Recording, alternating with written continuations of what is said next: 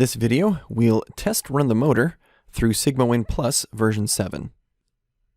Hi, I'm Matt Pelletier. Here's a quick preview. Sigma7 Plus version 7 provides two basic types of test run, jog and program jog. The jog function is the most basic test, just to see if the motor can run. And program jog acts like a built-in motion controller for very simple positioning. I invite you now to follow along with me and do a test run. You'll need connection to the remote training demo with the remote I/O interface, and I can turn the servo on, and with the speed at 180 I can jog positive and jog negative. If I disconnect the positive over travel, the letter P flashes on the amplifier, and I can't jog positive anymore. I can still jog negative, just not positive. If I connect the positive over travel and disconnect the negative over travel, then I can jog positive again, but no longer jog negative. And you notice there's an N flashing on the display of the amplifier now. Let me ask you a question. Where are the commands coming from that tell the motor to move? Well, it starts with the button on the remote I/O, which through the miracle of the internet communicates to the controller, and the controller tells the servo amplifier to move the servo motor. What if I'd press one of these buttons and the motor didn't spin as expected? Where's the problem? Is it the motor? Is it the amplifier? Is it the controller? Maybe it's the remote I/O. So the point is, we need a way to be able to directly test the operation of the motor. This way we can break down the system into smaller components and just test that the motor and amplifier, the Sigma7 servo, is working correctly. Let's connect that over travel and turn off the servo and open Sigma7 Plus version 7. Let's open that project file we've been working with called Sigma7 Training and connect the SWp7, that's that Z-axis. Connect. Now in the menu under Test Run, we'll choose Jog. A couple of important warnings here. First, that the motor will spin, so be sure it's safe. And second, that the over travel inputs I was just demonstrating will now be ignored. We'll test that out soon. Click OK and the jog operation window appears. Now you'll need to be able to see the demo at the same time, so let's adjust this window. And it's always a good idea to edit this jog speed to a safe RPM. Let's go to Edit and slow it down a little bit, maybe to 30 RPM. Again, this min -1 unit means RPM. Now, servo on, and if you hold down the forward button, you see we're going counterclockwise. Hold down the reverse button, and we're going clockwise. This is your basic amplifier level jog to verify operation of the amplifier and motor. The command is coming directly from the amplifier itself to the motor without the controller and without the remote I/O. Now back to this concept of overtravel. Overtravels are inputs to the servo connected to sensors installed at each extreme of the machine's range of motion. During normal operation, if the load were to reach one of those sensors, the circuit is disconnected and that makes the motor stop. The overtravels on this demo are wired to the amplifier, and as we saw, they can be connected and disconnected through this remote I/O interface. With the overtravels disconnected like they are now, I can try to jog, and it still works. Notice that the display doesn't say P or N right now, like it did previously. If I close this jog window, now the overtravels are active again, and it's showing both P and N, because those are the overtravel inputs that I've disconnected. So that's why during startup, or if a machine is down, jog operation is a great way to test whether or not the motor can run. It's also good to know that if the load is stuck on an overtravel sensor, you can jog the motor to move the load back. Simply put, with jog operation, if the motor can move, it will. Now, safety circuits and e-stops are not ignored, but since the overtravels are ignored, a little extra caution is required when working near a machine during a jog operation. What if the motor won't run even with jog operation? What could be the cause? All alarms do turn off the servo, so one reason could be that the amplifier has an alarm. Let's produce an alarm and see how this works. I know some of you really want to see what happens if you were to set the jog speed to the maximum. So okay, go ahead, try it. Let's put in 10,000 here, the maximum. This isn't generally recommended on a machine, but no harm done here on the demo. Alright, so servo on, and then if you rapidly click forward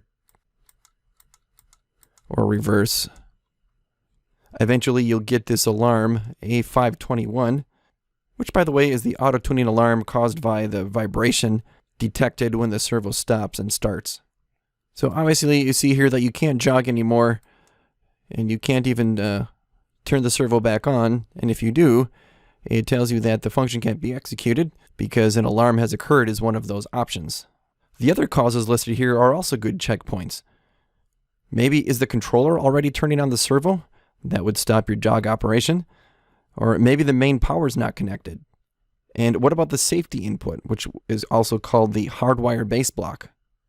Yet another possibility is that the motor power cable itself isn't even connected to the amplifier, or maybe not to the motor. Or it could be that the power and encoder cables have been mixed up between different amplifiers that are installed in the same panel. In short, if the motor won't jog and there are no alarms, then one of these two components is either not correctly installed or has possibly failed. Let's clear this alarm, and I'll do that with the remote I/O, alarm reset. You may be wondering why such a high speed didn't produce the alarm AD00 for excessive position error, like we observed in a previous video. The difference is behind the scenes, related to the control method.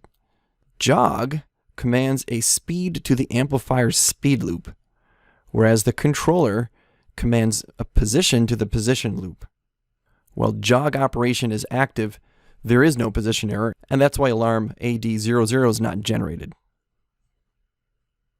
Back now to jog operation. When we set the jog speed to 10,000 and ran it, did it really go that fast? What could you do to find out? Well, what I would do is from the main menu, open up the monitor, and let's look at this motor rotating speed. Now while we run, let's wait for that to update. It does take some time to update. And the monitor shows the speed is 6,000 RPM, not the 10,000 RPM. And that's because 6,000 is the maximum published speed for this motor. Okay, we can close jog and we can close the monitor. Now let's use program jog to move the motor a specific distance. We can open the Z-axis menu and go to program jog operation. The warnings basically state that the motor is going to move, and when you're done, it's not going to be where it is now. It's also saying that the move profile and the indicators of the move progress may not be exact. Let's click OK, and this is the main window for program jog, where you set the distance and the speed, the XL decel, the time between moves and the number of moves, as well as some repeat options down here. Let's set this program jog up for 10 rotations at the rated speed of 3,000 RPMs. Now, the units listed for distance are not in revolutions or rotations. They're given as reference units. With the MPIEC controller, the reference unit is always 1 encoder pulse. So the question is, how many encoder pulses in 10 rotations? If only we had this product information handy. And we do. Let's close program jog. And if you remember, there's a product monitor. Under the menu, go to Read Product Information. This product information shows that the encoder resolution is 16,777,216 pulses per revolution. So if we add a 0 to this number, we will have 10 rotations. Back to program jog. Put in 16,777,216 and a 0. That's 10 rotations. We said 3,000 RPM. The accel decel time could be 35 milliseconds with 1000 milliseconds between move repeats. At any time, you can hit the apply button to see what the move looks like. Next, let's enter 3 for the number of moves and hit apply so we can see what effect the operation pattern has on this. If we change the pattern to 1 and apply, now instead of 3 forward moves, it's 3 reverse moves to negative speed. Option 2 does 3 forward followed by 3 reverse. Option 3 just does the reversed moves first followed by forward. Option 4, forward and reverse, 3 total cycles because we have the 3. And number 5, looks like we go reverse first, oscillating back and forth, 3 total cycles. And these are the options that you have for the program jog move. Let's go back to operation pattern 0, and 0 number of moves, as you see here, says infinite actually. Hit apply, changes to yellow, and that means it will just repeat this forward move until we cancel it. Okay, let's run program jog. Set up my windows here, and we'll hit run, servo on, and I have an error. It says maybe the servo's already on or an alarm has occurred. It's the same errors that we see in the regular jog. Over traveled, however, is a new one to this list, and it looks like that's what I have, the P and N indicators. So a very important distinction, program jog does not override the over travels, and we'll need to connect those in order to run program jog. Let's try that again. Program jog. Notice this profile is retained because all these are parameters stored in the servo. Once again, we'll do run servo on and execute. Yes. It moved a little, but now we have the error again. And this time we have that familiar AD00 again. Let's set that parameter PN520 that controls this alarm level. Let's set that once and for all. Looks like the parameters are not available because I have the product information open. Let's close that and try again. Edit parameters. PN5XX. Let's add a couple zeros again to this. Hit enter. Write the edited parameters. We still have the alarm though. I think I'll clear it through the remote I/O. Alarm reset. And now one more time, let's do the program jog operation. Okay. And run this move. Servo on. Execute. Is it safe? Yes, it is.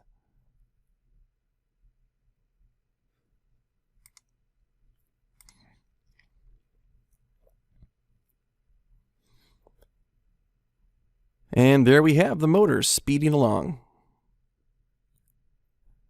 Since we did get the position error alarm, I think you'll agree that the program jog operates just like a controller, sending position commands to the position loop of the amplifier, just like the controller does. The main difference is that the controller does this over Mechatrolink 3, whereas program jog sends this position command internally. Program jog can be quite useful for setting up a quick move to test the motor and the connected mechanism. It's also great when you need to run a test move, but you don't have access to the controller or an HMI panel like we have here. We use this program jog all the time for tuning. If you tune the servo performance based on a program jog test move, you can expect very similar performance when the motion controller commands a similar move. Let's finish up program jog now by clicking cancel. And the warning that the motor has probably drifted, we'll click OK. You can always come back and change this profile by using this button running condition resetting and change these parameters if you want to alter your move. Let's close program jog. Now we made some parameter changes, so let's save those. Go to Save to Project and complete that by clicking Save at the project level. And finally, if you try to use the controller after either jog or program jog, you may lose communication between the controller and the amplifier, or you may get that alarm A0B0.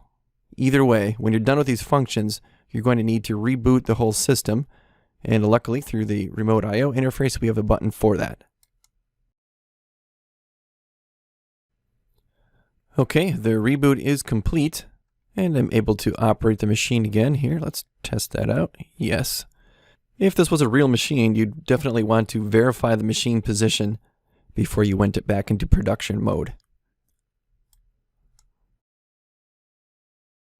Our test moves are complete, and we're up and running again. Thank you for watching this video. For more information on Sigma7, please go to yaskawa.com. Products, Sigma7 Servo Products.